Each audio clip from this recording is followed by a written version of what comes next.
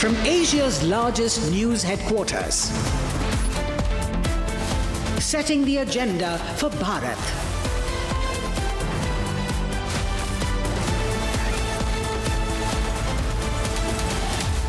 You're watching Republic.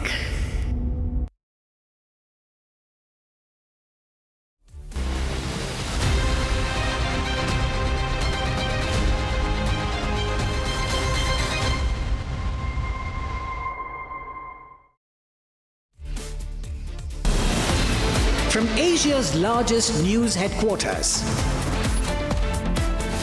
setting the agenda for Bharat.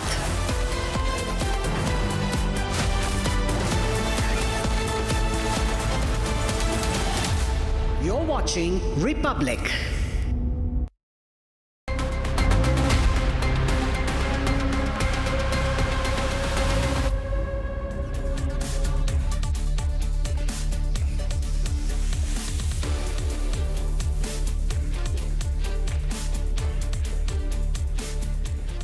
Thank you for joining us on the long form story. I'm Niranjan. And on the show tonight, we are getting you 5 big stories that made the headlines and remain the headlines all of last week. The biggest headline, of course, this week has been around Bangladesh. It's got a new government in place now. Tarique Rahman has won the election, but India has a new headache. The Jamaat-e-Islami is tightening its grip on border states in Bangladesh, winning border seats along the India border. Along Bengal, Jamaat has won the seats, and we may be facing a new security challenge. And next up, we get you the story of a disturbing new narrative emerging out of Bhopal. After love jihad and land jihad, now claims of a so-called transgender jihad being made as protesters hit the streets. What's really going on? We get you the details and we go inside the story. From Bhopal to Manipur, we have a new government in place in Manipur, but the state continues to burn. Why is that happening? The full details on the show tonight. And then the story, next up, the story of India's most tainted police officer, Param Singh, falling from grace once again. He was sacked as commissioner. He's now been kicked out as the trustee in Lilavati. He was a director in Lilavati. He's been kicked out of there as well. He's come under scanner. Extortion charges emerging. We'll tell you his story and why he's one of India's most controversial. On the Epstein files, Ghislaine Maxwell, our international headline this week. Why is she going silent? Is there an Epstein cover-up? The silence and the story behind the silence on the long-form story tonight.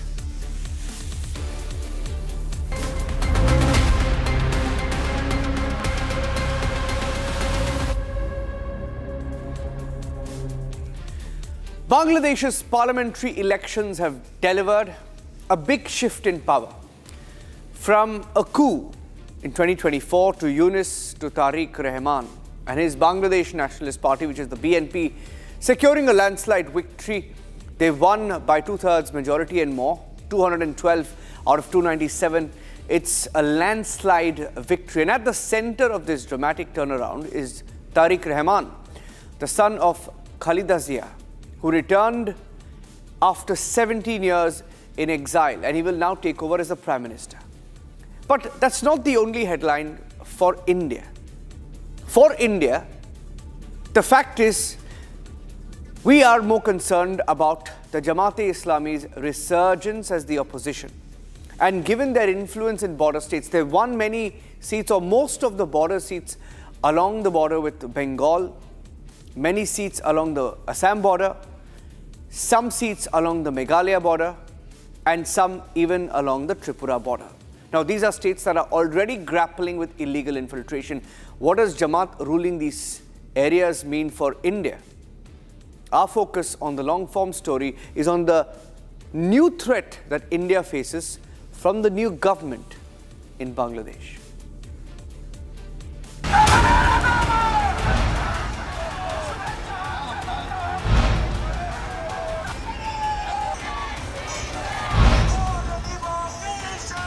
17 years in exile, 18 months after an uprising and one election that has redrawn Bangladesh's political map. The parliamentary elections in Bangladesh have delivered a landslide. The Bangladesh Nationalist Party swept the 13th Jatiya Sangsad, 212 of 297 declared seats. There were three main reasons why BNP won so handsomely, getting 2/3 of the votes. First reason was, an important reason was, that the entire Hindus have voted against Jamaat-e-Islami as well as the Bangladesh National Citizens Party, and they have voted for BNP. Second most important reason is that the Awami League's registration was suspended, because of which the Awami League's votes also went, a large number went to the BNP. Thirdly, and a very important reason, is also that Bangladesh is actually a Bengali Muslim country and not just a Muslim country, and that played a very significant role, where people did not want violence, people did not want to support that party, Jamaat-e-Islami, which had actually taken a lead role along with Pakistan Army in creating deaths and killings of large number of Bangladeshis, as well as the large number of cases that came up against women harassment and women exploitation during 1971. At the center of it all is Tarique Rahman, Khaleda Zia's son. Exiled for 17 years, convicted under the Sheikh Hasina government, whose cases were overturned after the 2024 uprising. And now, Tarique Rahman is set to take charge as the Prime Minister. But even as BNP celebrates, a shadow looms over the verdict. Ladies and gentlemen, the results of the Bangladesh elections are out, and the headline is not what the media is telling you. The headline is not that BNP has won, that Tarique Rahman will be the next head. No, that is not the headline. The real headline is in the nature of the victory. The entire western border of Bangladesh, from the Chicken's Neck to the Bay of Bengal, has been won by the dangerous, hardline, radical, Islamist, Pakistan backing, Pakistan supporting Jamaat-e-Islami. Look at the map. The map reveals it all, ladies and gentlemen. The entire border with West Bengal and India has now been taken over by the Jamaat-e-Islami. The Jamaat-e-Islami has won a massive number of constituencies bordering Indian states. To be precise, 24. Jaipur Hat, Nagaon, Rajshahi, Meherpur. This is a very high concentration of radicalization in the bordering areas of India, mostly in West Bengal.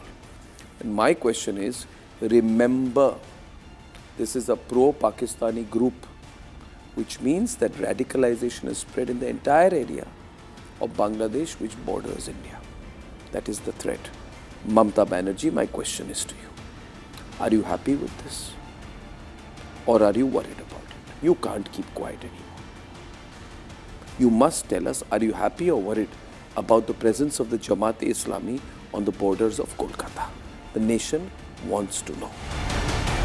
This election witnessed the return of the once banned political party Jamaat-e-Islami as strong opposition. Jamaat-e-Islami winning the border areas is actually a cause of concern for India, and that's primarily so because if you look at which are the border areas, to Rangpur and Barisal were always two places or two provinces where Jamaat-e-Islami had a hold, but this time most of the areas around Assam, Meghalaya, Mizoram and Tripura, the seats located over there have been won either by Jamaat-e-Islami or by the supporters of Jamaat-e-Islami. Now, when we look at this, Jamaat-e-Islami has always been an anti-Bangladesh party in terms that it wanted to remain with Pakistan. And secondly, it hates Hindus. Thirdly, it wants a Sharia law to become inside Bangladesh. And when it occupies a key position at the border states, imagine the disturbances that it can create within India, and India would have to watch out for that. An 11-party Islamist alliance and a footprint that runs dangerously close to India's borders. The people who lives around the border especially Shatkhira, Chapainawabganj, Brahmanbaria, and as you showed many 7-8 districts, these people think there is a very high anti-Indian sentiment. There are a lot of madrasas there. They are trained in a way that they grow religious extremists, and they think that as because of the border killing, as because of the water share and other few issues, they think that India is their enemy. That's why the anti-Indian sentiment is so strong there. To understand why Jamaat's rise rings alarm bells in New Delhi, one will have to go back in time. Founded in 1941, Jamaat-e-Islami opposed Bangladesh's very birth. Groups accused of mass killings, sexual violence, and targeted attacks on Hindus. After the independence of Bangladesh, Jamaat was banned for misusing religion in politics. But the ban was lifted, and Jamaat returned not just to politics, but to power. The group has won across sensitive border districts along West Bengal, Assam, and Tripura. Critically, near the Chicken's Neck corridor, India's narrow lifeline to the northeast. Siliguri corridor, which is just 22 kilometers north of Rangpur. It's just 22 kilometers in width, and it cuts off. If cut off, this area loses link with mainland India. That is, northeastern states lose their link with mainland India, and this 22 kilometers width is extremely important and crucial for us. So if any trouble is fermented over there, then it will be an issue to us. And so our armed forces would need to be more vigilant, and we would need to develop better relations with BNP and ensure that the elements, the Jamaat-e-Islami and fundamentalist elements that have won seats in areas that are close to our border are not able to create trouble. These districts hug West Bengal, Assam, and Meghalaya, regions already grappling with illegal infiltration. Jamaat-e-Islami, a party that India's security agencies have long flagged as hostile. Talking about the border, I think that, between the BSF, which is the border guarding force on the Indian side, and the border guards Bangladesh, which is the border guarding force on the Bangladesh side, there should be very direct and open cooperation. There should be a standard operating procedure to prevent any kind of incidents, either any incidents of violence or any incidents of infiltration. And that can only happen, the border can only be peaceful if the two border guarding forces directly consult and have a dialogue and work with each other on the basis of trust and for mutual benefit. Intelligence reports have linked Jamaat with Khalistani groups and Pakistani ISI operatives. Pakistan sees Jamaat as a ramp to reassert influence in Dhaka, potentially turning Bangladesh into a launchpad for anti-India activities, much like how it weaponizes proxies in Kashmir. Jamaat's rise coincides with heightened attack on Hindus in Bangladesh, from temple desecrations to forced migrations. Today, Tarique Rahman inherits a restless nation, a powerful mandate, and a dangerous opposition. How he balances nationalism, radical allies, and regional responsibility will decide the future of Delhi and Dhaka.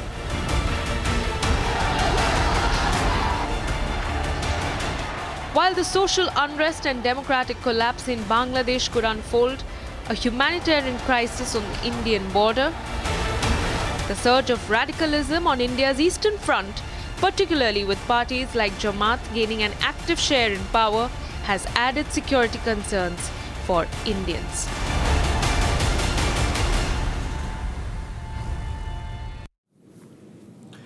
Well, allegations of organized campaigns for forced religious conversion within the transgender community have now come up in Bhopal, Madhya Pradesh. Now, this is a state, Madhya Pradesh, where in the last few years you've had allegations of love jihad and land jihad, and now they're calling it transgender jihad. Now, in this long-form story, we get you the details of whether there is any basis to this. Now, there were communal tensions in Bhopal several groups of Hindu transgenders even took to the streets demonstrating outside the Bhopal collector's office, demanding an investigation. We spoke to some of those people who've been protesting on the streets of Bhopal to find out whether there is actually anything called transgender jihad and what could be the possible motive, if at all it is true. Here's the long-form story.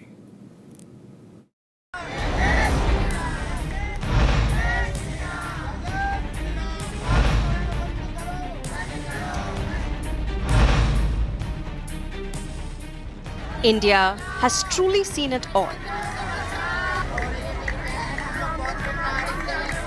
From love jihad to land jihad, and now Kinnar jihad. This as allegations of forced religious conversions arise within the transgender community, dubbed as Kinnar jihad. And that's not all. These Kinnar jihad claims are linked with terror funding in Pakistan and Bangladesh.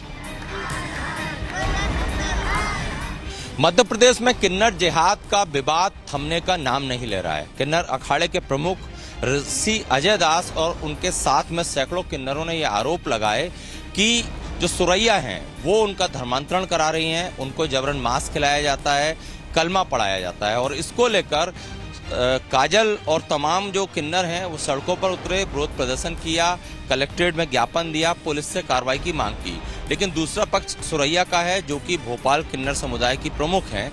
उनका कहना है कि धर्मांतरण जैसी कोई बात नहीं है, ऋषि अजय दास किन्नरों को भड़का रहे हैं और ये सिर्फ गद्दी की लड़ाई है। Soon enough, Republic was at ground zero, and the allegations gathered nothing short of explosive. इतना परेशान हो चुके हैं कि हम लोग ने अभी तक ये चीज नहीं सोची थी कि हम गुरु के पास रहेंगे तो वो मुसलमान है तो हमें भी मुसलमान बनाएंगी। हमने उनको अभी तक एक ईश्वर नहीं मानते हम लोग, ऐसा हमने उनको एक ईश्वर माना हुआ था। अब मुझे धमकियां दी है, तो अगर कन्वर्ट नहीं होगी तुझे HIV का इंजेक्शन लगा देंगे। हमें गऊ मांस खिलाया, मैं मारवाड़ी की बच्चा, मेरा नाम तन्नू है, वो मुझे सलमान बनाना चाह रही थी, कहना चाहती थी हमारे साथ रहना है, धर्म परिवर्तन करवाना पड़ेगा। कोई नवरात्रि में छुट्टी नहीं मिलती, मैं पूजा करती हूँ माता रानी की। मैंने काफ़ी बार बोला मुझे छुट्टी चाहिए नवरात्रि में, बोलते नहीं तुम ये धर्म छोड़ो, हमारे धर्म में आए, मुसलमान करो, जबरदस्ती हमको टॉर्चर करती है। हमें गऊ मांस खिलाया, मैं मारवाड़ी की बच्चा। ले जाए हम सुअर बनाएगी और सलाम बोलना पड़ता, हम तो राम राम कहने वाला है। कलमा बोलो ला इलाहा इल्लल्लाह मोहम्मद रसूलुल्लाह। Those forced to convert had in fact taken to the streets in a demonstration outside the collector's office in Bhopal. हर शहर के अंदर इस्लामिक जो किन्नर है, जिहादी किन्नर, वो गादी पे जाके जबरन गुंडागर्दी के साथ बैठ गए हैं और हिंदू किन्नरों को इनने जो है अपने अधीनस्थ करके, इनसे मंगवा करके, अपना जो है दौलत जमा करके ये मस्जिदों और मदरसों में लगा रहे हैं, विदेश फंडिंग कर रहे हैं। One victim in particular, Kajal Thakur, claimed to have been tortured and forcibly converted from Hindu to Muslim. मारना पीटना, नमाज पढ़ो, कुरान शरीफ पढ़ो, वो कलमा बोलो ला इलाहा इल्लल्लाह मोहम्मद रसूलुल्लाह, ये बोलो। When asked who forced her, the name she gave was of Mangalwara-based Kinnar Dera head, Suraya Haji, also known as Suraya Nayak. कौन करवा रहा था ये? सब सुरैया नायक। And this wasn't the only voice claiming so against Suraya. Suraya is alleged to have been systematically targeting Dera's Hindu disciples for conversion. जो हमारे सुरैया हाजी है, इसने बहुत ही अत्याचार किया है और अब हम इनके खिलाफ कड़ी से कड़ी, सख्त से सख्त कार्रवाई करना चाहते हैं। Members of the Vishwa Hindu Parishad furthered these claims. Ram मंदिर के समय बड़े बड़े किन्नरों ने लाखों लाखों रुपए राम मंदिर के लिए दिए, तो आज लेकिन जो षड्यंत्र चल रहा है, इंदौर में भी विषय हुआ, यहाँ पर भी जो विषय हुआ, उसके अंदर उन किन्नरों को धर्मांतरण किया जा रहा है और उनके पैसे का उपयोग कहीं ना कहीं टेरर फंडिंग, आतंकवादी गतिविधियों में और मजहबी कट्टरता पैदा करने वाले लोगों के पास जाएगा, जो एक बहुत बड़ा षड्यंत्र है और ऐसा विश्व हिंदू परिषद जनता बिल्कुल नहीं होने देगा। From here stems the trade of accusations, at the center of which is Suraya Haji. देखिए, पहली बात तो ये है, जितने आरोप उनने मेरे खिलाफ लगाए सब झूठ है। उनका ना अगर कुछ प्रूफ है, सबूत है तो वो बतलाएं। जे नमाज पढ़वाती है, मैं खुद नमाज नहीं पढ़ती, मैं खुद ही नहीं पढ़ती नमाज। कलमा पढ़वाती है वो भी झूठ है, नमाज पढ़वाती है वो भी झूठ है, मीट खिलाती है बिल्कुल सरासर झूठ है। आज के टाइम में 5 साल के बच्चे को अगर तुम दवा पिलाओगे तो वो उल्टी कर देता है, अपन उसका मुंह पकड़ते। 5 साल का 10 साल का बच्चा, उसको ज़बरदस्ती भी करते तो वो ओक देता दवा। तो जे इतना बड़ा होगा तो कम इनके मुंह में ठूस रही थी। और आज इतने सालों से मेरे पास रहे, कभी भी इनने शिकायत नहीं करी। आज को एक गेम बना के सब एकजुट होके और मुझसे बागी होके जो सबके सब मेरे घर से निकल गए, नहीं तो रहते थे मेरे साथ ही। जब इतने साल मेरे पास रहे जे तो ये मेरे कहने पे ही रहे, है ना। और जब मैंने इनके ऊपर अगर अत्याचार करा तो जैसे आज निकले हैं पहले भी निकल सकते थे ये, तो सब जुट होके निकल गए हैं। और मेरे ऊपर जो आरोप लगा दिया, हमें ऐसा है, मैं कलमा पढ़वाती है, नमाज पढ़वाती है, मैं खुद नहीं जाती नमाज पढ़ने के लिए।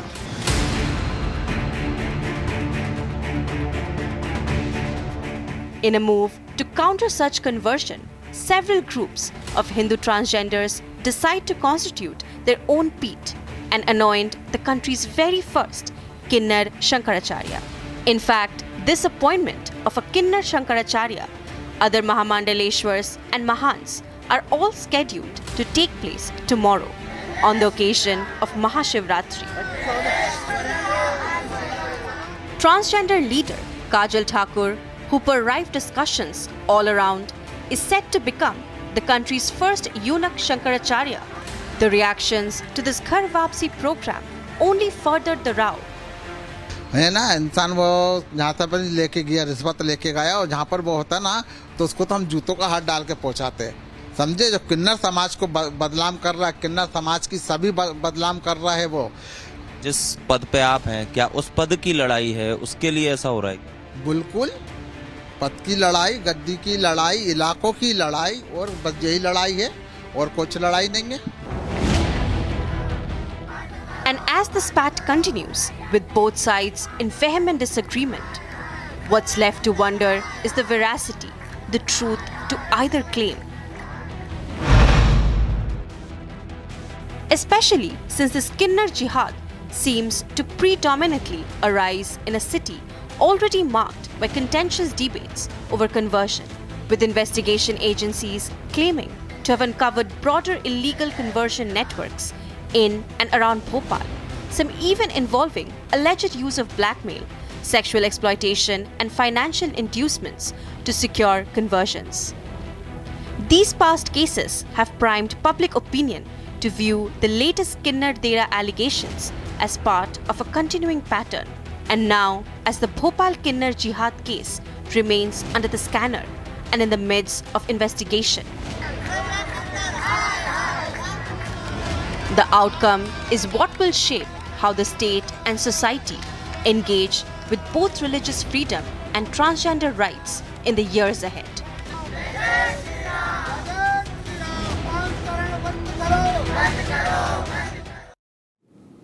Okay, we'll have to look at that story in more detail to check whether there is any truth to it. Now, there have been tensions in Manipur despite the new government being in place. There have been decades-old ethnic fault lines which are now once again threatening stability in Manipur. Renewed clashes now involving Naga and even Kuki groups, to unrest linked to poppy eradication drives that are underway in different parts of Manipur, land disputes. Security situation is once again fragile, despite the president rule being lifted and despite calls for reconciliation from the government and the centre, from Prime Minister Modi included. There is a new Chief Minister, Yumnam Khemchand Singh, who's now taken office. But protests, violence continues in different parts of the state.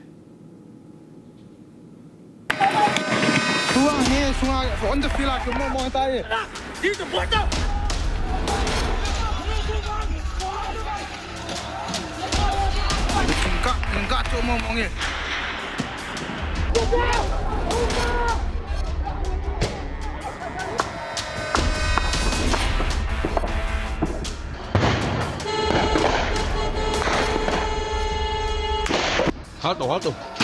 Halt.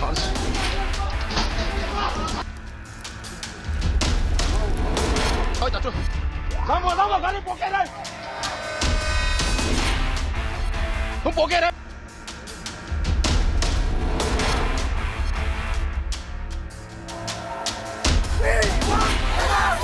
We won! Testing times yet again for the state of Manipur.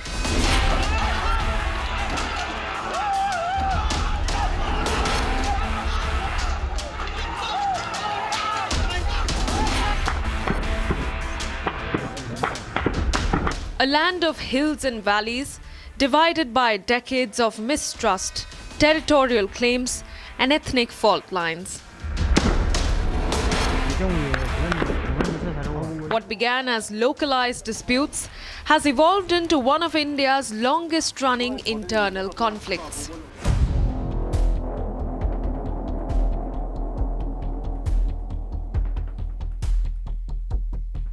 The conflict first ignited between Naga and Kuki groups over ancestral lands.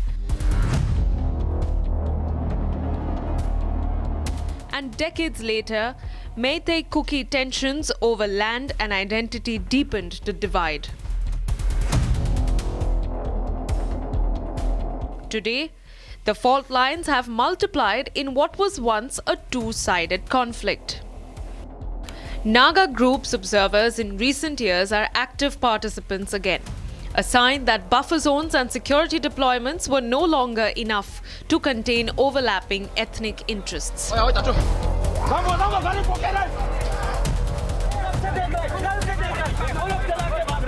The UNC and the Kuki NP have also met in Kangpokpi, and it's a transparent situation. You cannot transplant poppy cultivations from somewhere physically unless you do in pictures, which the Manipur police have also been a part of.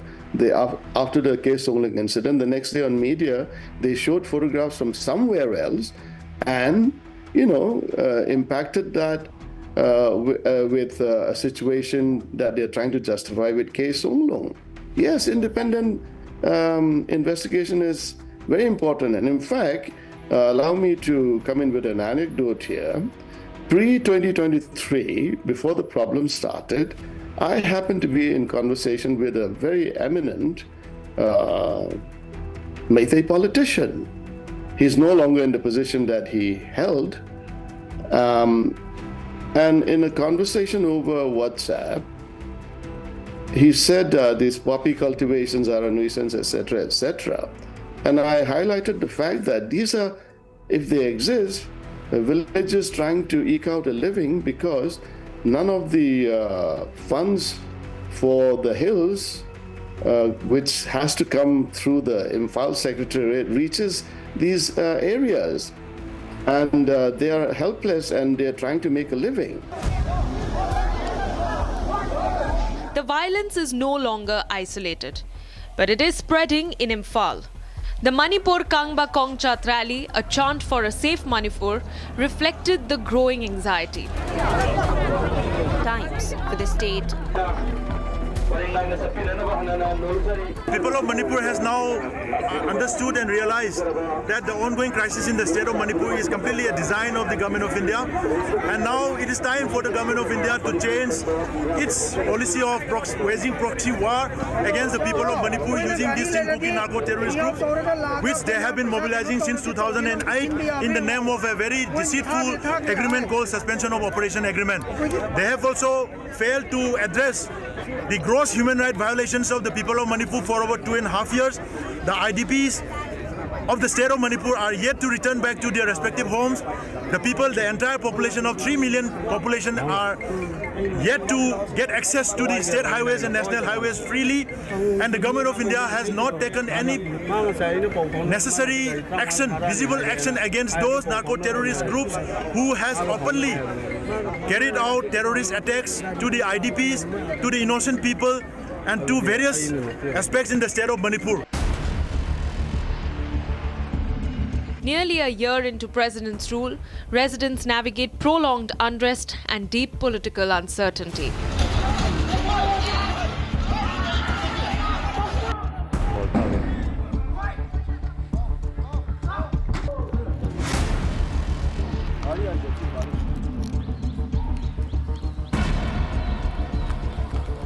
In the hill districts, protests have emerged over poppy cultivation crackdowns. The campaign tied to alternate livelihood efforts has intensified tensions over land and belonging. But the crackdown has done more than destroy crops. Instead, it has sharpened competing claims over land, identity, and political leverage.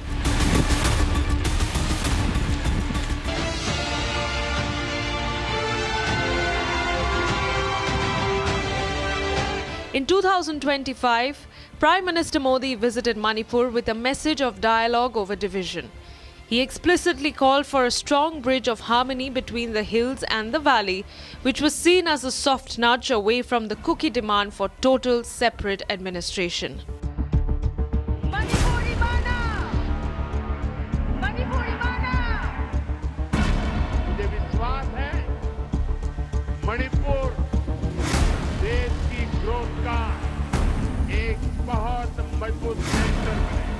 President's rule was extended, maintaining fragile peace, leaving Meitei political groups feeling sidelined. Hope was offered, but change remained elusive. For the first time in this cycle of violence, apex trial bodies sat together, a rare moment of dialogue, in a state desperate for peace. But even as leaders spoke, tensions simmered on the ground.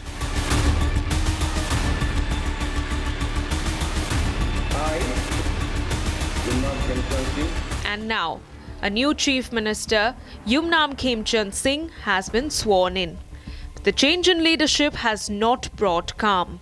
Instead, the state is once again on edge.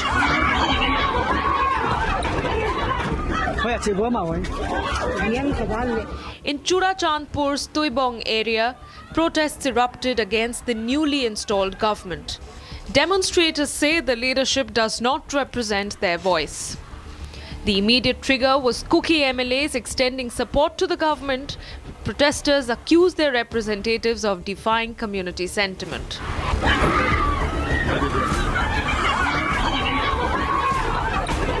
In Ukrul's Litan village, violence deepened fears of a widening conflict. Houses belonging to both Kuki and Naga communities were burnt, and crossfiring broke out between armed groups. Authorities say the situation is tense, but under control. Meanwhile, on the ground, mistrust remains. Now is not the time to stay. The central BJP leaders have selected Manipur Yumnam Khemchand as the leader of the BJP Legislative Party, and he took on as the Chief Minister of Manipur on February 4th, 2026 as the Chief Minister of Manipur. Subsequently, on February 7th, unfortunately, a fresh tension was escalated in Ukrul district, Litan, where a Kuki and Tangkul has been exchanging, a tension between the two communities. Several houses were burned, many were injured. But on February 10, the state government has imposed this internet suspension all over the district. And later on February 13, the internet suspension was lifted. From decades-old dispute to expanding ethnic fault lines, from promises of harmony to recurring violence, from president's rule to a new chief minister, Manipur remains on edge.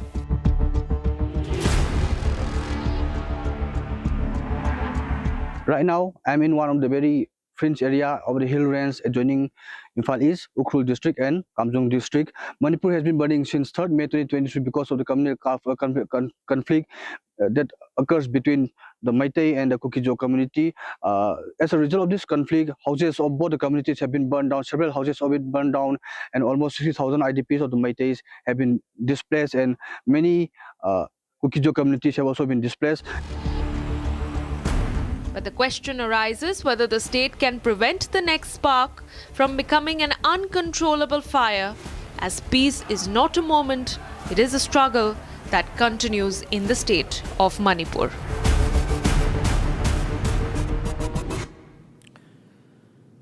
He's one of India's most controversial, most tainted police officers, and he's back in the spotlight.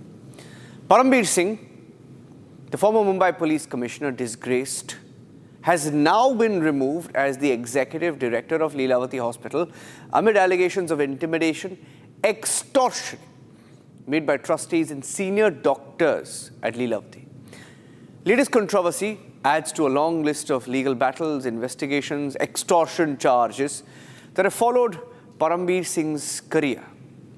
From high-profile terror investigations to clashes with the enforcement agencies, his nexus with political leaders, he was once among the country's most powerful law enforcement figures, or at least pretended to be by virtue of his connections with politicians. Param Singh now faces renewed scrutiny and accountability. He's been sacked. The story is he's been sacked once again for extortion.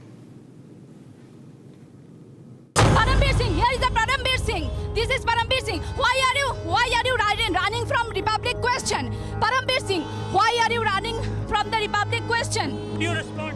There are accusations against you by the father of Disha Salian. You manipulated the Disha Salian case. He is India's one of the most controversial policemen with a tainted reputation. Param Singh has tried to be in the limelight. While in office, he was close to Bollywood, close to businessmen, and enjoyed a reputation of overseeing open extortion in India's financial capital, Mumbai. From being named in the NIA's charge sheets and under the federal agency's radar, from tussles with the Enforcement Directorate to being declared an absconder by the Indian courts in 2021. Somehow, Param Singh managed to slip through the ropes given his alleged political links. But karma seems to have finally caught up with him. This time, he has been sacked by Mumbai's one of the top hospital, Lilavati, from the position of executive director over allegations of intimidation and extortion. Republic was the very first channel to break this news that Lilavati Hospital's internal disputes are way more deeper than it is what we can see. And talking about Param Singh used to threaten and extort doctors at Lilavati Hospital. This was also first breaked on Republic. So now, while digging deep in this very matter, very shocking facts have come to the fore, and that facts are that he used to consume alcohol when he was working here, and in his chamber he used to also doze off after consuming alcohol.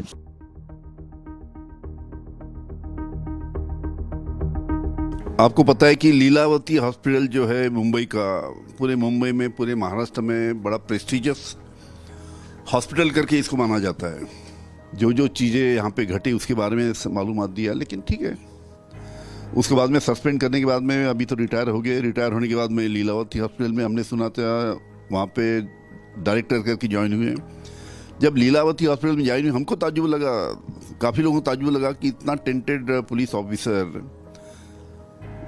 जिसने इतना बड़ा कांड मुंबई में किया NTA के सामने, उसको लीलावती ने कैसे वहाँ पे डायरेक्टर बनाया. लेकिन आज उनको खामियाजा उसका भुगतना पड़ रहा है. उन्होंने देख लिया क्या होता क्या नहीं. तो Lilavati, one of Mumbai's premier healthcare institution, has long been an abode for city's elite, from Bollywood to the corridors of power whenever the crisis strikes.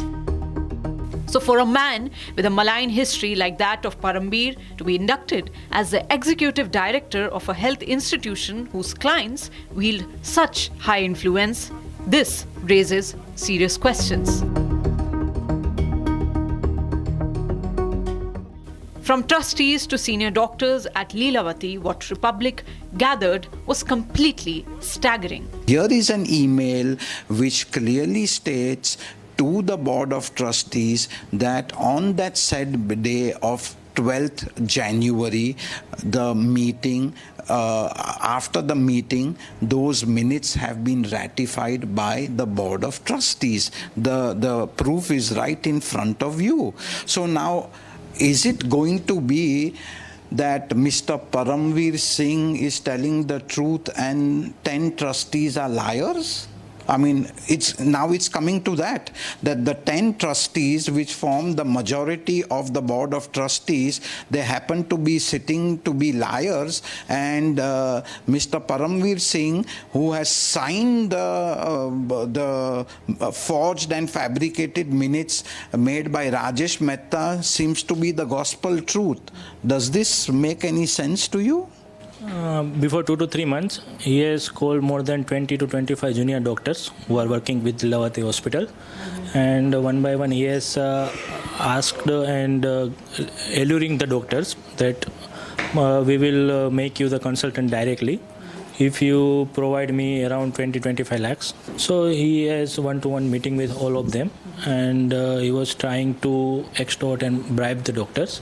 But once we come to know this, once we had 5 to 7 minutes brief, then we come out of the office, then we all has complained to our CEO, Dr. Neeraj Utmani, as well as to our Board of Trustees. So further they have look out on these things. But once we come to know during such a period of time before 2 to 3 days, then we have gathered some kind of stand to tell about our story also from our side. Born in Chandigarh in 1964, Paramveer Singh graduated from Punjab University in 1983 before joining the Indian Police Service in 1988.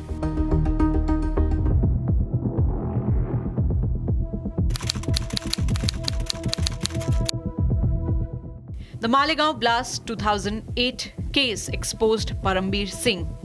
Here Pragya Thakur described while speaking to Republic's editor-in-chief Arnab Goswami claims how she endured torture at the hands of then senior ATS officer Paramveer Singh. इतना मारा और मारने पर भी इसको संतुष्टि नहीं हुई परमवीर सिंह को, और इस परमवीर सिंह ने एक इंस्पेक्टर थी और एक इंस्पेक्टर था, इनके बेल्ट छीने और छीन करके कहा कि तुम लोगों में ताकत नहीं है, मुझे लाओ, इसको तो मैं देखता हूं, और गालियों के साथ, इसको साली के साथ और तमाम गालियां देते हुए इसको तो मैं देखता हूं, और जितनी इनमें ताकत थी वो पूरी ताकत इन्होंने मेरे ऊपर बरसा दी बेल्टों को मारते हुए।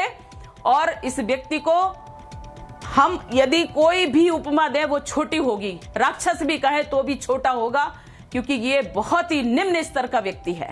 What are you trying to hide? Why did you not appear before the court during trial?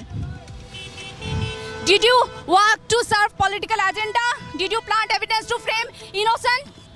Mr. Paramveer Singh, here is the Mr. Paramveer Singh, and he is not responding any answer of my question. By the late 2010s, Singh was already a high-profile officer known for handling several major cases.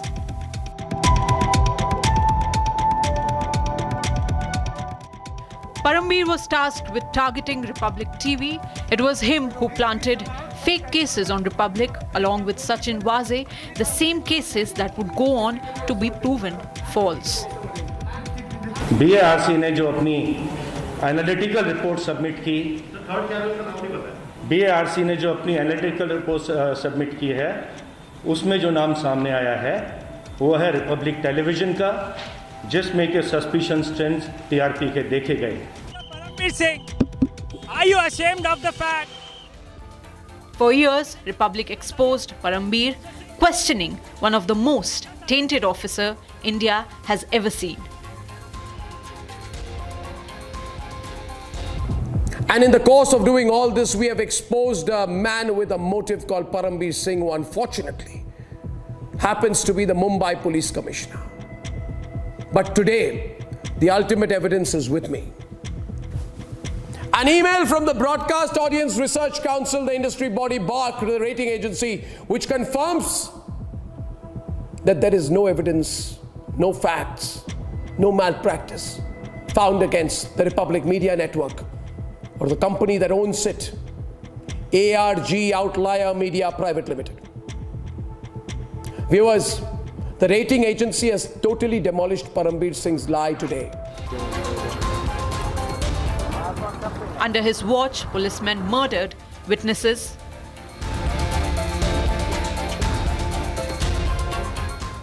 and extortion was a daily affair. मेरी complaints में ये बताया गया है कि mister परम सिंह ने किस तरह 2018 में झूठा एमसीओसी का केस मुझ पर दर्ज किया और किस तरह करोड़ की उगाही उन्होंने पूरे मुझसे, मेरे फ्रेंड से, मेरी फैमिली से, मेरे जो भी टच में थे, जो भी बड़े बड़े लोग थे, बॉलीवुड फ्रेंड्स है मेरे, आइदर बिल्डर्स हो या ज्वेलर्स हो, उनको बुला के कैसे उसने उगाही की थी. But it was his dramatic 2021 showdown with the state government that thrust him back into the national spotlight. The controversy erupted after an SUV loaded with 20 gelatin sticks was discovered on Carmichael Road in South Mumbai, parked near the residence of the business tycoon Mukesh Ambani, triggering a massive security scare. Now here's what former Maharashtra Home Minister Anil Deshmukh recalled regarding the case to Republic. This was very shocking to Maharashtra as well as to whole of India. कि जो मुंबई का police commissioner है वही उसका mastermind Antilia case का है. इसकी जब बात सामने आई, एटीएस ने जो इंक्वायरी का हमको रिपोर्ट दिया, उसके बाद में एज ए होम मिनिस्टर मैंने तो उनकी पहले ट्रांसफ़र किया एक साइड पोस्ट पे, और ये सस्पेंड करने के बाद में उसको ट्रांसफ़र करने के बाद में परमवीर को उसने मेरे ऊपर जो एलिगेशन किया, फॉल्स एलिगेशन किया, 100 करोड़ का उसने एलिगेशन मेरे ऊपर किया. But the charge sheet filed by the National Investigation Agency against Sachin, Vaze and others have revealed a sensational plot. Republic TV is the only channel to have accessed the entire charge sheet that reveals the creation of the Jaish-ul-Hind alibi used by Sachin Vaze. It makes a mention of a cyber expert who had a one-on-one meeting with the former Mumbai Police Commissioner Parambir Singh. Evidence is in TRP scam. Are you ashamed of it? Are you sorry for it? And now Parambir's unyielding effort to malign Republic's authenticity and efforts that were rendered useless. Evidence is in TRP scam. Are you ashamed of it? Are you sorry for it? Who were your political bosses? Who gave you orders to do that? You being on a constitutional post. You were an IPS officer. What statement? Are you sorry for it? Mr. Parambir Singh, are you ashamed of the fact that Enforcement Directorate has... But here, Arnab and his team exposed Parambir in 13 parts after the final TRP report was released. In all fake cases against Republic Media Network, Parambir Singh was exposed and Republic stood vindicated. Several cases, several chases. Yet nothing satiates Parambir Singh's appetite for greed and hunger for power. Once again, he's marred in a new case. A fresh slap in the face, but will he face the law?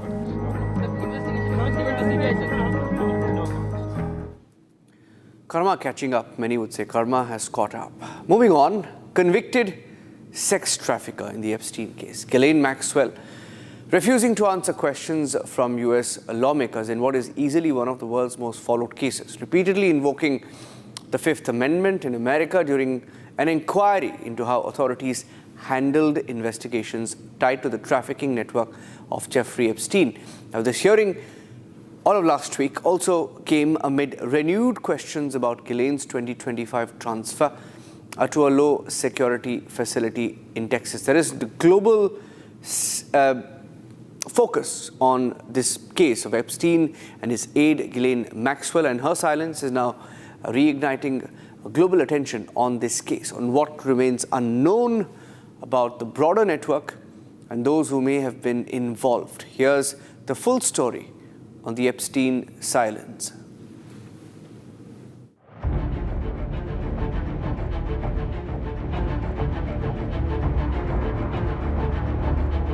I would like to answer your question, but on the advice of counsel, I respectfully decline to answer this question and any related questions.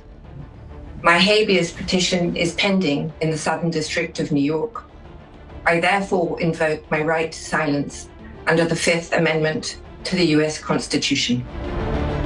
This is Ghislaine Maxwell, a convicted accomplice of sex offender Jeffrey Epstein.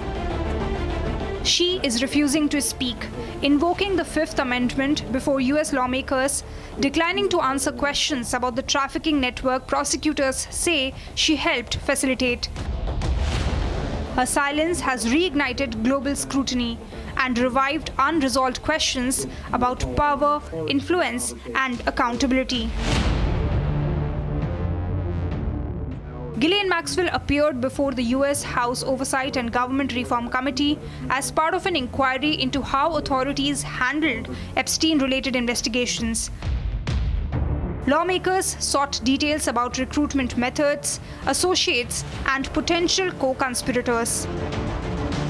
Ms. Maxwell, did you at any time play any role in Jeffrey Epstein's activities involving the recruitment, grooming, or trafficking of young women or girls? She declined to answer, repeatedly invoking her constitutional right against self-incrimination. I invoke my Fifth Amendment right to silence. Her legal team has suggested that she may cooperate fully if granted executive clemency from US President Donald Trump. Such clemency could take the form of a pardon or commutation of a 20-year federal prison sentence.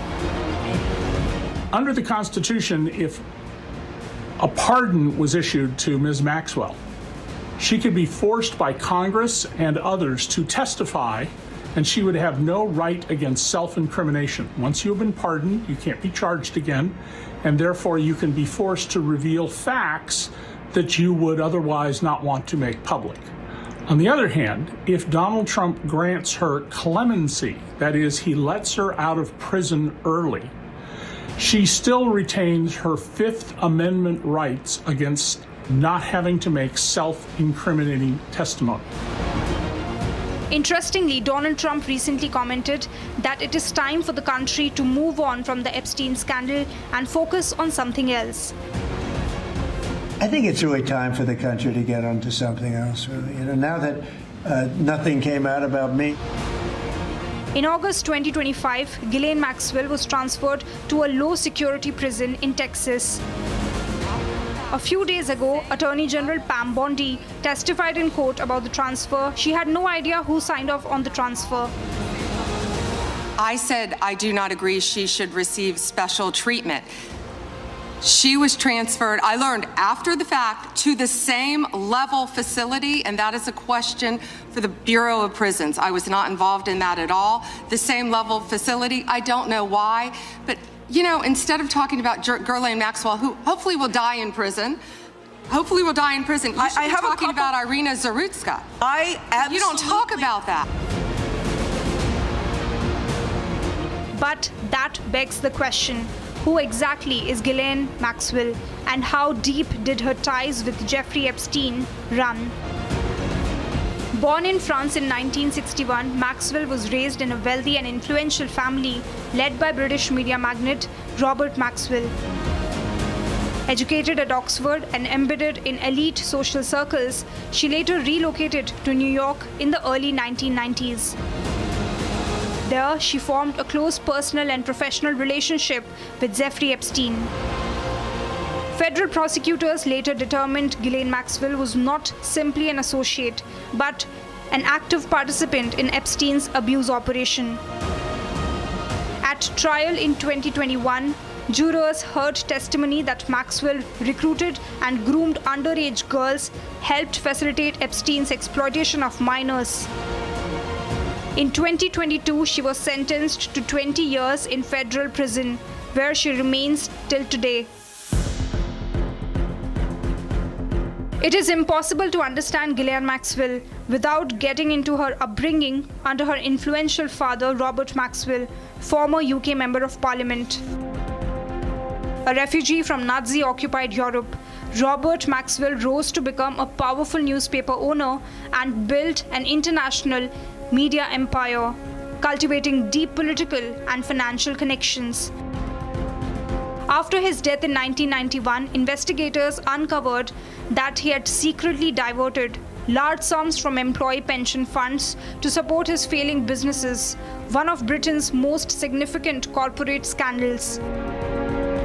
Maxwell's elite social and institutional connections shaped the environment in which his daughter later moved within transatlantic high society.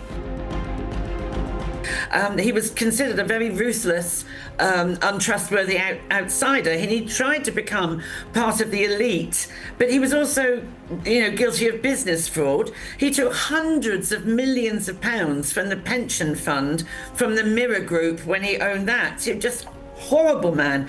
Now, Ghislaine Maxwell inherited millions from some secret trusts that her father had and that he had established, which supported her lifestyle, right? Now, I have to say, looking back at Robert Maxwell, an unpleasant, dodgy character he was.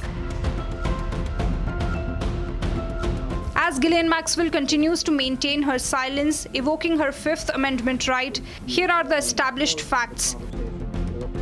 Courts have established Ghislaine Maxwell's criminal role in Jeffrey Epstein's underage sex operation.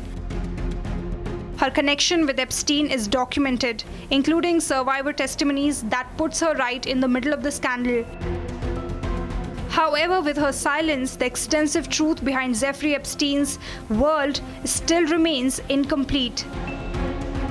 And for survivors, until every question is answered, it is unfinished justice. That's it on this edition of the long form story. Ladies and gentlemen, headlines continue here on Republic. And in case you missed the show, you can catch it tomorrow, 12 p.m. on Republic. Thanks for watching.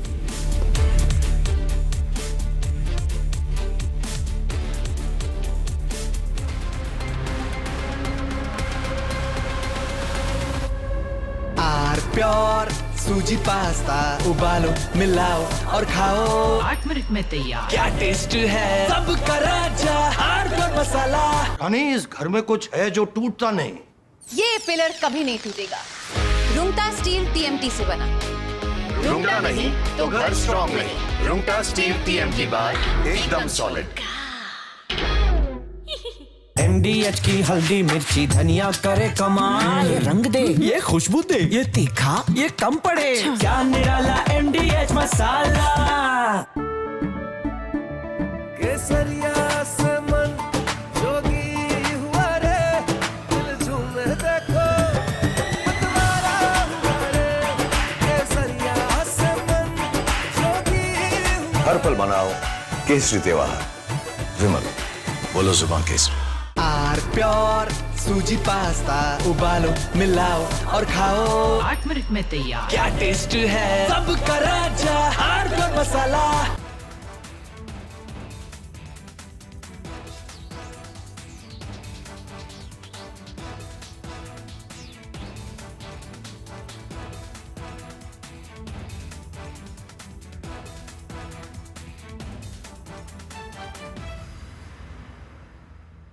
थोड़े में ज्यादा स्वाद ये तो है इसकी खास बात वाओ मामा क्या स्वाद है अरे मेरे राजा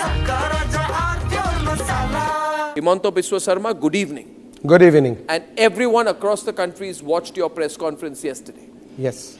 Now, you see, now that you've done the press conference, you've made some very, very damning allegations against Gaurav Gogoi. Yes. Are you doing it? First question, let's have it out of the way. Are you doing this because you're facing a huge test in your political career with the Assam elections coming up, and he's the person Rahul Gandhi is putting up against you? Arnab, you know Assam. Even I produce a picture of Asim Munir and Gaurav Gogoi.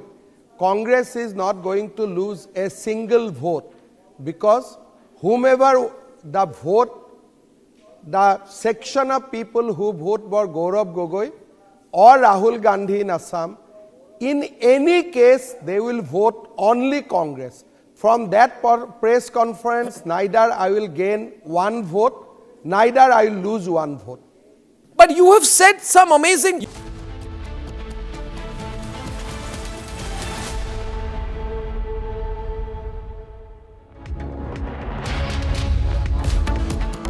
External Affairs Minister, in his address during the Munich Security Conference, highlighted the importance of a dynamic foreign policy to meet the demands of multipolarity. Congress Assam को फिर से अशांति और अराजकता में झोंकना चाहती है। कांग्रेस असम को घुसपैठियों के हवाले करना चाहती है। Prime Minister Modi addresses a rally in Guwahati, says the Congress will hand over Assam to infiltrators if they win the polls. MMRDA imposes 5 crore rupee penalty on contractor and 1 crore on general consultants. Commissioner says will not spare anyone as one person is killed, several others injured. Under construction pillar collapses in Mulund. Government proposes tax blanket on pension for defence personnel if service continued even after disability. Northeast gets a big boost in defence infrastructure and a message sent out to China. Prime Minister inaugurates the airstrip in Assam, emergency airstrip, first of its kind in Northeast. Aerial display of fighter jets also takes place. Unusually strong attack on Rahul Gandhi from top ministers Piyush Goyal and Shivraj Singh Chauhan. Questions raised on Rahul's trade deal spin.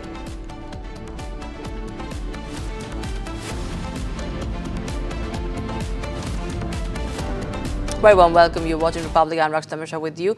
Now, on Saturday, Assam witnessed a historic moment as Prime Minister Narendra Modi landed at the newly inaugurated emergency landing facility on the Moran bypass in Dibrugarh. This is the first facility of its kind in Northeast India, and it came alive with an impressive aerial display of fighter jets, transport aircraft and helicopters, showcasing India's air power and